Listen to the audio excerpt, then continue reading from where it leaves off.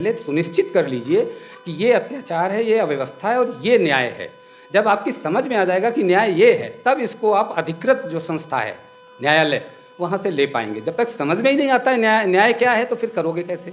होने के बाद समझ में आ गया, हम संघर्ष भी कर रहे हैं, संगठन भी बना रहे हैं, फिर भी हम कोई समाधान नहीं ले पा रहे हैं।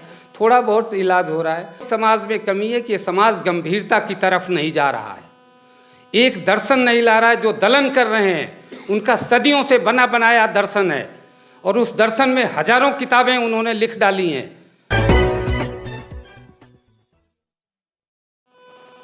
बाकी ये जो दलित सा जो ये क्या नाम डिस्क्रिमिनेशन है, थोड़ा डेफिनेशन कम है ये, यहाँ मैं कोई वैसा नहीं कह रहा हूँ, आगे चीज़ें इम्प्रूव होंगी। डिस्क्रिमिनेशन में सिर्फ भेदभाव होता है, तो भेदभाव में किसी को कम दिया जाता है, किसी को ज़्यादा दिया जाता है। इतनी सी प्रक्रिया से दलित नहीं बनता है। बहुत बड़े अत्याचार, लगातार सदियों से अत्याचार होता है तो दलित बनता है। तो ये दलित बना हुआ है, एक वर्ग को दलित अब स्थिति आ गई। लेकिन अभी आधुनिक व्यवस्था जो बनी, तमाम संघर्षों के बाद, आज़ादी का संघर्ष, फिर आगे बहुत सारे नागरिक अधिकारों का संघर्ष, और सबके बाद संविधान बना, आधुनिक व्यवस्था बनी। उस व्यवस्था में ये था कि दलन ये जो है रुक जाएगा और दलित की स्थिति जो है सामान्य होकर सामान्य नागरिक बन जाएंगे। तो वो सामान्य नागरिक नहीं बने, वो दलित काफ़ी हद तक ऊपर आए, कुछ लोग उनके प्रतिनिधि आए। वास्तव में हम सब उनके प्रतिनिधि हैं। अभी वो दलित समाज दलित ही है। लेकिन इस आधुनिक व्यवस्था के लागू होने के बाद भी जो एक दूसरा दलित भी आ गया, दूसरा दलित जो है इस आधुनिक व्यवस्था में जो सामान्य वर्ग है और दूसरे धर्मों के लोग हैं, बहुत सारे धर्म हमारे भारत में, उनमें भी दलन है, तो वो दलित भी आ गए। तो इसलिए सब मिला करके विचार विमर्श हुआ कि जो जिसका भी दलन हो रहा है, जिसके साथ भी डिस्क्रिमिनेशन हो रहा है, उन सबको सपोर्ट किया जाएगा, उन सबको जो है न्याय दिलाने का भरसक प्रयास होगा, और करेंगे भी निश्चित तौर पे।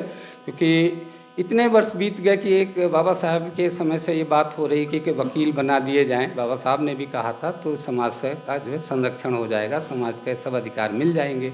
तो वो वकील, अब ये था कि वकील बना जाए। तो संजीव कुमार जी हमारे साथी जो हैं, भाई जो हैं, बने, वकील भी बने, जज भी बने, जज बनकर सब छोड़ दिया। अब समाज के लिए पूरी तरह से वकील बनकर सामने आ गए। तो अब सामने आ गए हैं तो ज़रूर वो सबकी पैरवी करेंगे ये, और न्याय भी दिलाएंगे और इस दलन से दूर ले जाएंगे। तो इन सब के साथ जो फोरम जो होता है, फोरम को आप कई अर्थों में इसे वैसे संगठन मत लीजिए। फोरम लैटिन का शब्द है और इसका अर्थ है खुला एक स्थान, एक मंच, जहाँ पर न्याय दिया जाएगा। अब ये न्यायालय नहीं, एक पहले सुनिश्चित कर लीजिए कि ये अत्याचार है, ये अव्यवस्था है और ये न्याय है।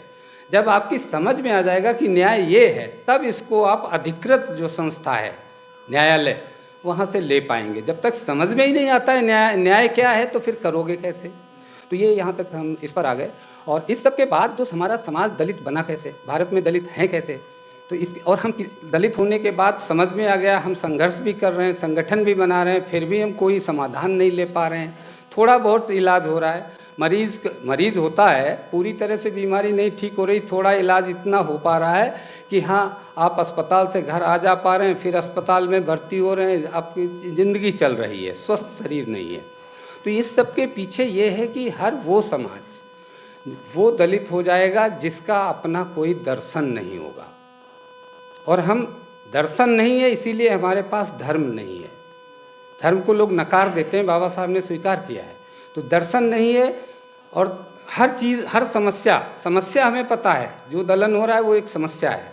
अब समस्या के साथ, इसके साथ इसकी जो क्रियाविधि है, समस्या ये बनी कैसे, और समस्या के साथ कमियां, हमारी कमियां क्या हैं, वो भी समझ में आएगी, और क्रियाविधि समझ में आएगी, तो दलन रोक पाएंगे। और दलन रोकने के लिए जो चीज़ बनेगी वो एक व्यवस्था होगी।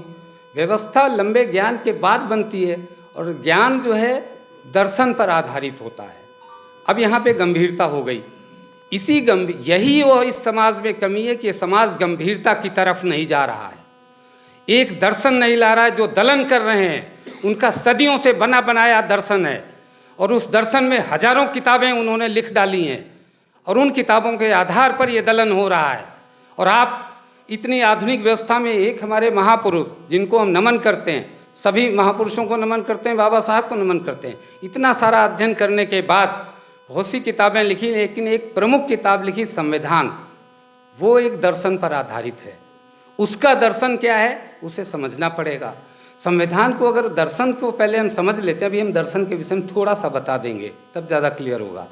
संविधान का दर्शन समझ लेंगे, उसका लागू करना भी सीख जाएंगे, उसको बस पढ़ना भी समझ जाएगा। अभी पढ़ने में ही संविधान हमको बहुत अजीब सा लगता है, बड़ा कठिन लगता है।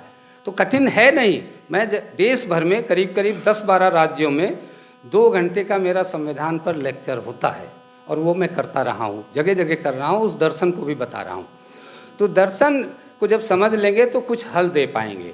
दर्शन किसी भी ज्ञान को, किसी सिस्टम को, किसी भी तंत्र को, किसी व्यवस्था को देने के लिए दर्शन चाहिए। फिर ध्यान दीजिए, जो दलन कर रहे हैं उन्होंने बहुत सदियों तक एक दर्शन बनाया, उस दर्शन को धर्म में बनाया, उस दर्शन को लिख भी दिया।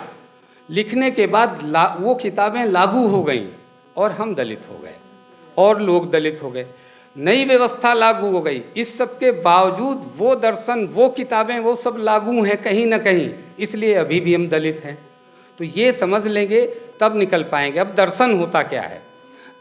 Philosophy is a discipline that comprise logic, ethics, aesthetics, metaphysics and finally epistemology. दर्शन में सबसे पहले तर्क आता है, तर्कशास्त्र का ज्ञान होना चाहिए। तर्कशास्त्र का जब ज्ञान हो जाएगा तो आप सही गलत पर चर्चा कर पाएंगे और पता कर पाएंगे कि ये सही है, ये गलत है। लेकिन अगर तर्कशास्त्र के साथ अगला जो इसका कंपोनेंट है, अगर वो नहीं हुआ तो आप गलत तर्क कर जाएंगे, भ्रमित हो जाएंगे। तो दर्शन के तर्क के साथ एथिक्स होनी चाहिए, नीति शास्त्र होना चाहिए। जहाँ तर्कशास्त्र है तो वहाँ नीति शास्त्र, नीति शास्त्र के जरिए आप सही तर्क कर पाएंगे। और नीति शास्त्र जब होगा तब भी आप कुछ इधर उधर जा सकते हैं, कुछ ऐसी बात कर सकते हैं जो लोगों को पसंद नहीं आएगी। तो फिर सौंदर्य शास्त्र का भी ज्ञान होना चाहिए। तो जो बात आप कह रहे हैं वो बहुत अच्छे तरीके से कहें, जो लिख रहे हैं बहुत अच्छे तरीके से लिखें, वो पढ़ने में लोगों को अच्छी लगे, समझने में अच्छी लगे और इधर उधर भटके नहीं। तब कोई थीसिस लिखते हैं, अगर बहुत ब्यूटीफुली कोई थीसिस राइटिंग होगी, टेक्स्ट राइटिंग होगी, that will be accepted by each and everybody, और जब वो उसका मैसेज है वो कन्वे हो पाएगा। तो ये सौंदर्य शास्त्र हो गया। अब सौंदर्य शास्त्र होगा तो ये बहुत अच्छा लिख देंगे, बैठ जाएं प्लीज़, सुन ले, ये गंभीरता से नहीं सुनने को मिलेगा। और मेरी ये इस बात की दावा है, तमाम मीटिंगें सुन लिखी होंगी लेकिन ये नहीं बताया गया होगा। तो सौंदर्य शास्त्र लागू होने के बाद जब सबको ये लगता है कि हाँ मैंने बहुत अच्छा लिखा या बहुत अच्छा बोला, तो आत्ममुग्ध हो जाते हैं। आत्ममुग्धता के जो शिकार होते हैं वो कुछ नहीं कर पाते हैं। इससे उबरने के लिए जो चीज़ है कि तत्व ज्ञान आना चाहिए, मेटाफिजिक्स। जो बहुत अच्छी बात कह रहे हैं उस पर अपने आप में बहुत खुश मत होइए, बहुत अच्छा कार्य कर रहे हैं उस पर खुश मत होइए। अंततोगत्वा संत कबीर की स्थिति ज्ञान आ ही जाएगा कि जो कुछ भी कर रहे हो है कुछ भी नहीं। ये तत्व ज्ञान है सभी समस्याओं का, सभी समस्याओं के हल का, सभी व्यवहारों का, सभी प्रक्रियाओं की बारीकियां अगर आती हैं, मेटाफिजिक्स अगर आती है तो आप अधिकतम सफल होंगे। और मेटाफिजिक्स अगर नहीं आती है तो आप सफल नहीं हो पाएंगे। मेटाफिजिक्स आ जाने के बाद आपको इतनी कमियां दिख जाएंगी आपके व्यवहार में, अपने व्यवहार में, लोगों के व्यवहार में, कि आप हतोत्साहित हो सकते हैं। उस हतोत्साह से बचने के लिए आपको इसकी दर्शन शास्त्र की 5वीं कड़ी पर भी आना पड़ेगा, और वो है एपिस्टेमोलॉजी। ये है ज्ञान मीमांसा कि ये सब क्यों हो रहा है। हम इतना सब समझने पढ़ने के बाद, जैसे हम सब प्रयास कर रहे हैं इतने वर्षों से, और लगता है कि अब कुछ नहीं हो पाएगा। पीछे जो है हमारा एक मूवमेंट चल रहा था, हमारे महापुरुष कांसीराम साहब ने यहाँ तक लाए, और इस समय लग रहा है कि अब कुछ नहीं हो पाएगा, हम गए गड्ढे में। अब हमसे ये इसलिए कि तत्व मीमांसा पे जब सोचते हैं तो बहुत सारी गलतियाँ अपनी दिख जाती हैं। तो उस स्थिति में एपिस्टेमोलॉजी की ज़रूरत पड़ती है, ज्ञान मीमांसा, कि नहीं इससे आगे भी बहुत कुछ है। और वहाँ पर जो है संत कबीर के आगे बुद्ध ज्ञान आता है। तो बुद्ध ज्ञान जो है एपिस्टेमोलॉजी पे ले जाता है। तो जिसका दर्शन मजबूत होता है, हमारे यहाँ दर्शन नहीं था, ये वो कमी है जिसकी वजह से हम कोई संगठन अच्छा नहीं दे पाए। दर्शन बहुत सारे संसार में दर्शन आए जिनको धर्मों के रूप में देखते हैं, वो दर्शन संगठन दे जाते हैं। धर्म एक संगठन होता है, जो अभी चल रहे हैं जितने भी धर्म, वो संगठन है, बड़े बड़े संगठन। उसके जरिए समाज को जो है दलन से बचाने की प्रक्रिया है, चाहे वो इस्लाम का दर्शन हो, चाहे ईसाई क्रिश्चियनिटी हो, चाहे पर्शियन हो, या यहाँ का कोई जो दर्शन है वो दूसरों का दलन करने में माहिर है, वो दर्शन बना ही है दूसरों का दलन करने के लिए, इतना ही समझिए।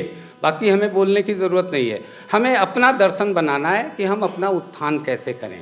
तो उम्मीद करता हूँ कि ये हमारा जो इंडियन दलित फोरम है न्याय भी दिलाएगा, न्याय दिलाने का दर्शन भी स्थापित करेगा, और दर्शन स्थापित करने के साथ साथ हमारा एक सामाजिक दर्शन भी बनेगा, जिसमें हम सब अपने समाज को और अपने देश के उत्थान का दर्शन भी करेगा। और कॉन्स्टिट्यूशन का जो अपना दर्शन है, उस दर्शन में constitutionalism is the only ism by which we can overcome all kinds of unnecessary ism prevailing in the country.